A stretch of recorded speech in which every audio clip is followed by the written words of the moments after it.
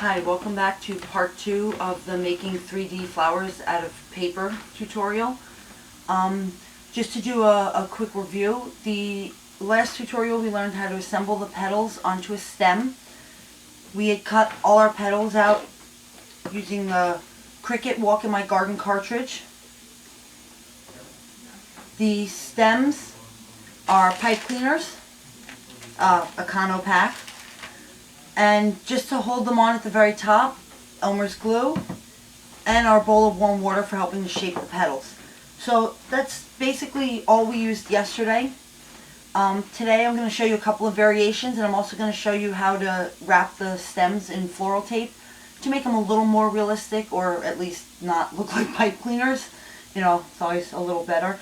So first, just to show you some variations, the other day I had shown you the spiky flowers and the roses. Here I have them in a couple of different styles and colors. The other day I had made the light pink one with the white back, and I don't know if anyone remembers, but I had talked about wanting double-sided paper. Double-sided paper means that it has either a color or design on both sides of the paper. So here I have double-sided paper. This is what it wound up looking like when I cut it out of the Walk in My Garden. Okay, and the back color was this bright spring green. And then these are what that winds up looking like. If you look on the back, it's still nice and bright and cheery. These would be really cute for like a baby shower or a kid's birthday, something you want a little bright, a little funky. Another example of double-sided paper was I made a spiky flower using this pretty, it kind of reminds me of Neapolitan ice cream with the like vanilla, chocolate, and strawberries. It's got two pinks, sort of this off-white and a brown, a nice chocolate brown, and then the back of the paper is brown. So, you know, just a little different. If you look, this other pink flower, I'll bring this back in. This one had a much lighter pink to it. So when you looked at the back being white versus brown, it just kind of, you know, looked a little better. Fun to play around and try different things out. Another variation, and this is actually so far probably one of my favorite flowers I've ever done, was I made this. What I did was I used two different colors all together, white and this sort of buttery yellow in the center, and I used two different styles. I used the regular blossom that I like to call sort of a rose looking flower on page 87 of Walk in My Garden, and then for the very inside of it I used the star flower, which is page 90. I assembled these the exact same way that I assembled the other ones. You wet crinkle basically. But I kind of like how this, you know, with the two different styles of petals, the two different colors, it looks a little more natural, a little more elegant, refined. Some of the other things that you can do to alter the look of your flowers would be inking the edges. I'll show you in a close-up, but these are exactly the same paper, both my double-sided, very bright, kind of circus-ish colors to it. On this one, I inked the edges in a turquoise blue using an ink pad. And on this one, I just left the edges raw or white. There's a little more depth, a little more kind of dimension almost to the ink pad, the one that's been inked.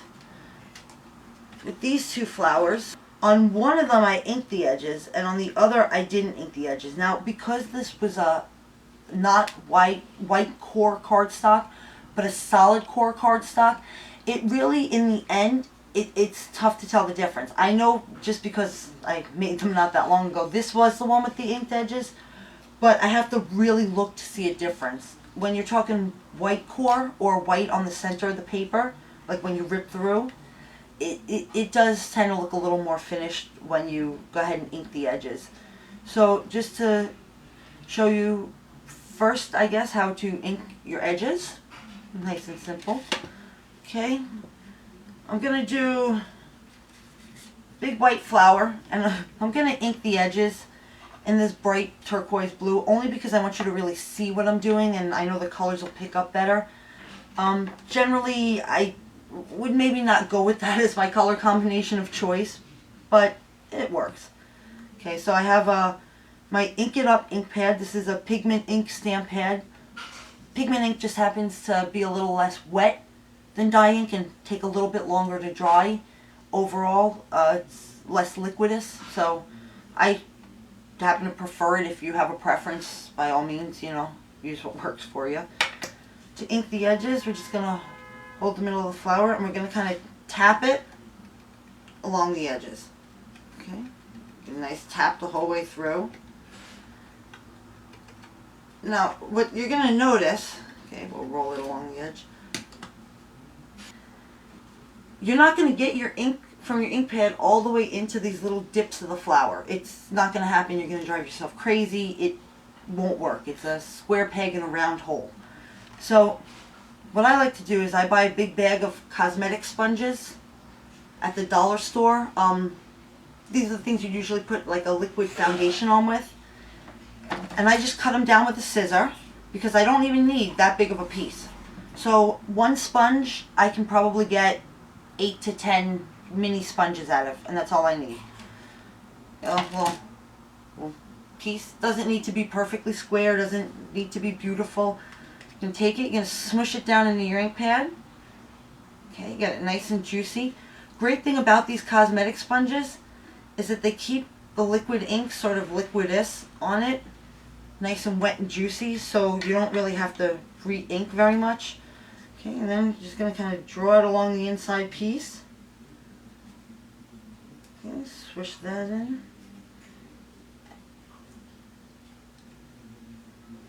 Okay, I'm just going to go around the whole flower and do that. Make sure we get all our edges. Just make it finished. There we go. And that would be how you would ink the edges. You'd go through, you'd ink every one of your flowers in whichever color you chose, and then it would be the same procedure. You know, you'd poke your hole, you'd wet them, and you'd build them up.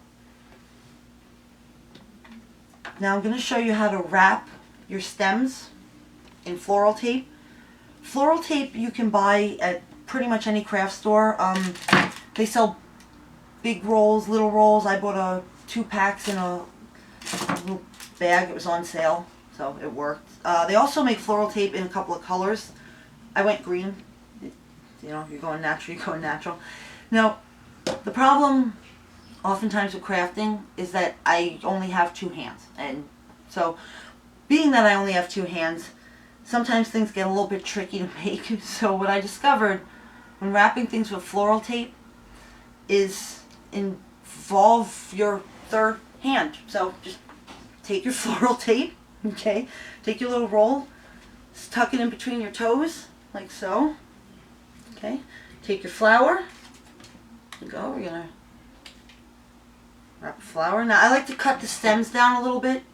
This is really long. If I was doing a very tall bouquet, that'd be fine, but overall I find about 2-3 inches off the bottom. Okay, that's going to be garbage. I'll throw that out in a minute. Hold your flower, take your floral tape, peel off a little piece. Now, floral tape you're going to stretch. Okay, it's got a little bit of an elasticity, and when you stretch it, it's going to stick on itself. That's what actually activates the sticky in it. Okay, now we're going to pinch it. We're going to tuck it under. If you've ever done quilling, quilling is where you roll little pieces of paper and make designs out of them. This will just come as second nature. If you haven't, it might be a little tricky at first, but you kind of want to pull off a little tape, give it a tug, roll it as tight as you can between these fingers. Okay, I'm just going to go down the whole length of the flower. Now you want to get a little bit of an angle. If you look, I'm not going straight on with the floral tape. You'll get more coverage, you'll use less tape, and it also has more surface to stick to on itself that way. So always try to angle it. More on this. Okay, and you can see it's pretty quick once you get the hang of it. You want to kind of squeeze, twist, pull, squeeze, twist. It's a rhythm. It comes to you after a little while. Now I've hit the very end of my pipe cleaner. The ends of pipe cleaners have wire, so I always like to give myself a little extra tape. Wrap a little extra on the bottom for safety. This is mainly because I'm clumsy and I don't want to put out my own eye later. Okay, so we're just going to, a little extra. Okay, so I'm giving it maybe about a ½ an inch or so of just extra tape at the bottom. Let me fold this up and into itself. Okay. Then we just continue to roll the floral tape back up onto the flower. And when you get to the end, just give it a little squeeze and a twist. And here you have completed flower on a stem. Now, if you were to make a bouquet, you'd obviously want to finish your stems.